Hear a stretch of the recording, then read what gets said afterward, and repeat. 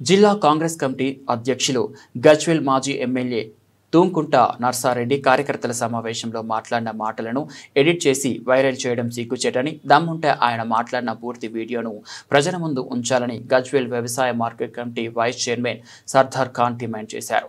Market committee డైరెక్టర్లు Karunakar Reddy, Narasimhareddy, Yadagiri, doctor Waheed, పట్టణ కాంగ్రెస్ కార్యదర్శి రాములు గౌడ్, మజీద్ committee chairman Syed Maddin, youth Congress నియోజకవర్గ అధ్యక్షుడు ఆజాద్, సీనియర్ కాంగ్రెస్ నేతలు నక్కా రేగొండ గౌడ్, సమీర్, జహీర్, లక్ష్మారెడ్డి, కాడిపల్లి శ్రీనివాస్, కొండల్ రెడ్డి, జంగం రమేష్ గౌడ్, ఉడెం శ్రీనివాస్ రెడ్డి, అస్గర్, జగ్గయ్య గారి శేఖర్లతో కలిసి గురువారం గజ్వేల్లో ఏర్పాటు చేసిన విలేకరుల సమావేశంలో ఆయన మాట్లాడారు.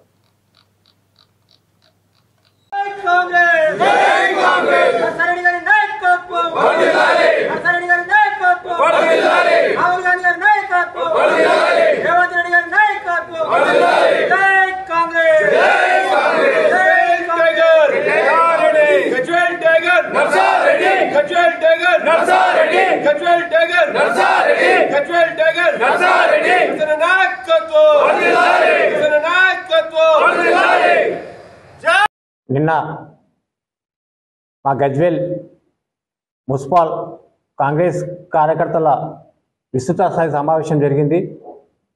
దానికి ముఖ్య అతిథిగా మా ప్రియతమ నాయకులు సిద్దిపేట జిల్లా కాంగ్రెస్ కమిటీ అధ్యక్షులు తుంకుట నర్సారెడ్డి గారు హాజరవ్వడం జరిగింది. ఆ సమావేశానికి మీడియాను అనుమతించలేదు మరియు కార్యకర్త యొక్క సాధక బాధలు వినాలనే ఉద్దేశంతో ఎలాంటి మీడియాను అనుమతించకపోవడం జరిగింది. లేదంటే కార్యకర్తల యొక్క సమస్యలను తెలుసుకుందాం, కార్యకర్తల యొక్క భావాలను తెలుసుకుందామనే ఉద్దేశంతో నిన్న కార్యకర్తల సమావేశం ఏర్పడడం జరిగింది. కానీ మా నర్సన్న నిన్న తన ఉపన్యాసంలో మాట్లాడుతూ మనం గత 18 నెలలుగా కాంగ్రెస్ పార్టీ ఎన్నో అభివృద్ధి సంక్షేమ కార్యక్రమాలు ప్రజల వద్ద తీసుకోగలిగినాం. గ్రామాలలో ఇందిరమ్మ ఇళ్లకు మంచి మనకు పేరు ప్రతిష్టలు వచ్చింది. అట్లే పట్టణంలో కూడా రావాలి.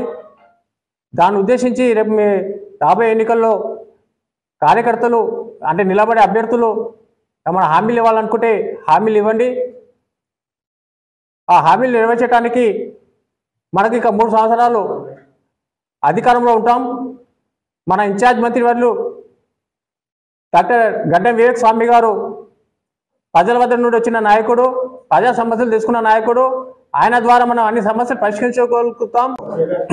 రాబోతున్న స్థానిక సంస్థల ఎన్నికల నేపథ్యంలో మా గజ్వేల్ మున్సిపాలిటీకి సంబంధించిన కాంగ్రెస్ కార్యకర్తలు, కాంగ్రెస్ కుటుంబ సభ్యులందరూ కలిసి వ్యక్తిగతంగా ఏర్పాటు చేసుకున్న ఒక సమావేశానికి సంబంధించిన ఒక వీడియో వాట్సాప్లలో పెడుతూ కొందరు ఇతర పార్టీల వారు రాక్షసానందం పొందుతున్న సందర్భం నిన్నటి నుంచి మనం అందరం చూస్తున్నాం.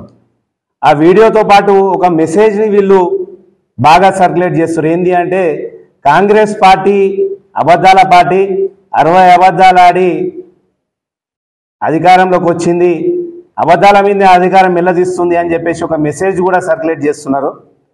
ఒక విషయం అందరూ గమనించాల్సిన విషయం ఏంటి అంటే ఏదైతే అధికారంలోకి రాకముందు మేము వాగ్దానాలు చేశామో ఆ వాగ్దానాలను నమ్మే ఈరోజు అన్ని పార్టీలను కూడా బొందబెట్టి ఈరోజు కాంగ్రెస్ పార్టీకి అధికారం కట్టబెట్టారు.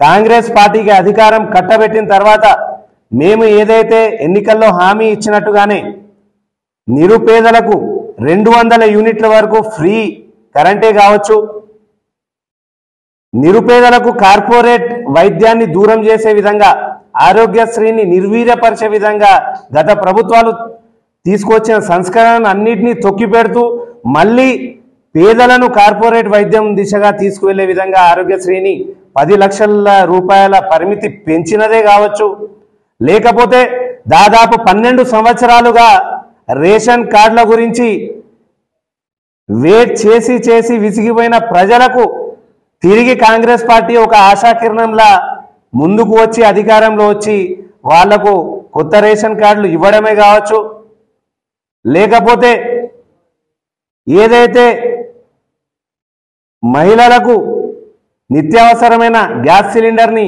500కు అందియడం కావచ్చు, ఇలా చెప్పుకుంటూ పోతే కాంగ్రెస్ పార్టీ అధికారంలోకి వచ్చినప్పటి నుంచి ఏదైతే ఎన్నికల్లో వాగ్దానాలు చేసిందో ఆ వాగ్దానాల కంటే ఎక్కువగానే ఈరోజు పథకాలు అనేది ప్రజలకు అందిస్తున్నారు.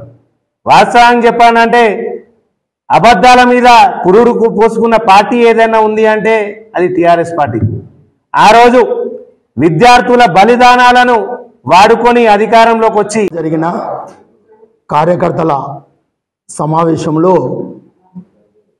మన జిల్లా డిస్ట్రిక్ట్ కాంగ్రెస్ కమిటీ అధ్యక్షుడు నర్సారెడ్డి గారు, స్థానిక ఇన్ఛార్జ్ గజ్వేల్ ఇన్ఛార్జ్ నర్సారెడ్డి గారి ఆధ్వర్యంలో కార్యకర్తల బలోపేతానికి స్థానికంగా మీటింగ్ పెట్టుకోవడం జరిగింది. దానిలో భాగంగా కొందరు ఆయన వాడిన మా డీసీ ప్రెసిడెంట్ గారు వాడిన భాషను వక్రీకరించి మీడియాలో సోషల్ మీడియాలో పెట్టడం జరిగింది. దాన్ని మేము కాంగ్రెస్ పార్టీ తరఫున తీవ్రంగా ఖండిస్తున్నాం. ముఖ్యంగా ఏంటంటే మా ఇన్ఛార్జి గారు చెప్పిన విధానం ఏంటంటే రేపటి భవిష్యత్తులో గజ్వేల్ పట్టణ మున్సిపాలిటీ పరిధిలో 20కి 20 స్థానాలు మనం గెలవాలి. 20 స్థానాల్లో మీరు ప్రతి వార్డుకు పోయి మీరు ఏ హామీలు ఇస్తారో మీకు అక్కడ పరిస్థితులను బట్టి ఆ వార్డు యొక్క పరిస్థితులను బట్టి మీరు హామీలు ఇవ్వండి. ఇంకా 3 సంవత్సరాలు మన ప్రభుత్వమే ఉంటుంది, మనకి ఎలాంటి ఇబ్బంది లేదు. మన ఇన్ఛార్జ్ మంత్రి అయినటువంటి వివేక్ వెంకటస్వామి దగ్గర పోయి మీరు ఇచ్చిన హామీలను నేను నెరవేర్స్తా, మీరు ఖచ్చితంగా జనాక్షేత్రంలో పోయి మీరు అక్కడున్న సమస్యల మీద దృష్టి సారించి మీరు ఏ హామీలు అయితే ఇస్తారో ఆ హామీలను నెరవేర్చడానికి నేను సిద్ధంగా ఉన్నా, మీరు ఏ హామీలు ఇవ్వండి, గెలిచి రావాలనే సూచన కార్యకర్తలకు చేసిండు. కానీ అందులో భాగంగా కొందరు వక్రీకరించి మీడియాలో పెట్టడము చాలా విచారకరమైన విషయం. ఒక పదము అటు ఇటు కావచ్చు, కానీ చెప్పింది అంతా మంచిదే. కార్యకర్తలకు దిశానిర్దేశం చేయడం అనేది జరిగింది. కానీ కొన్ని టీఆర్ఎస్ వాళ్ళు కానీ బీజేపీలు కానీ వక్రీకరించి మీడియాలో పెట్టడము తప్పుగా మేము భావిస్తున్నాం.